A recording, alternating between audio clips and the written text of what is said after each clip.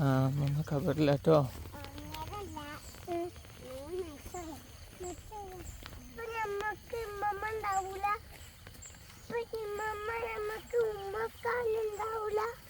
അപ്പം മെല്ലൊക്കെ ഭക്ഷണം കൊക്കാൻ ഉണ്ടാവൂല മമ്മ. ഉണ്ടാവൂലപ്പ മമ്മേ